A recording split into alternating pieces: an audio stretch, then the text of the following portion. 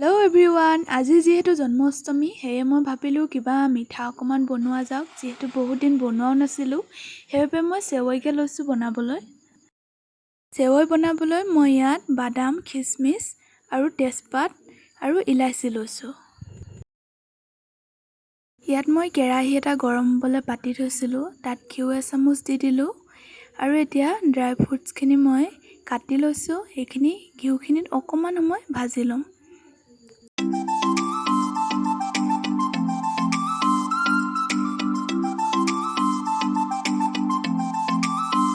এয়া হৈ গ'ল, বেছি নাই ভজা, একদম অকণমান সময়। মই আৰু এচামুচ ঘিউ এড কৰিছিলোঁ। তাৰপিছত এয়া দেখিছে মই চেৱৈখিনি দি দিছোঁ। মোৰ চেৱৈখিনি শকত চেৱৈটো হয়, এটা মিহি থাকে এটা শকত থাকে। মোৰতো শকত চেৱৈটো হয়। এইখিনি হৈ গৈছে। এতিয়া ইয়াত মই গাখীৰ এড কৰিম। যিহেতু শকত চেৱৈটো সেইবাবে গাখীৰ ইয়াত সৰহ পৰিমাণে দৰকাৰ হ'ব।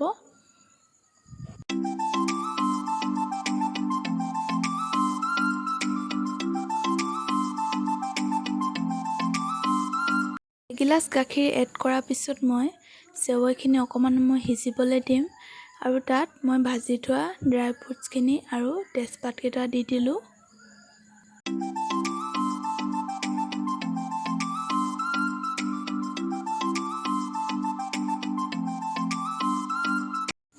এতিয়া মই ইয়াত আৰু গাখীৰ এড কৰিম। ইয়াত মই এগিলাচ গাখীৰ এড কৰি দিলোঁ আৰু এইখিনি ভালকৈ এবাৰ লৰাই দিওঁ। তাৰপিছত ইয়াত মই চেনি ব্যৱহাৰ নকৰোঁ, চুগাৰ ফ্ৰী ব্যৱহাৰ কৰিম। আপোনালোকে চেনিও ব্যৱহাৰ কৰিব পাৰে।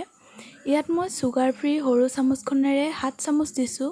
যদি আপোনালোকে ডাঙৰ চামুচ ব্যৱহাৰ কৰে তেন্তে ইয়াত 2 চামুচ দিলে হ'ব।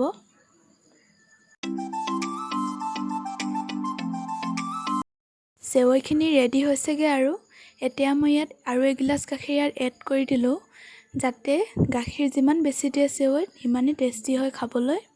এতিয়া মই এইখিনি ছাৰ্ভ কৰি দিওঁ ধুনীয়াকৈ।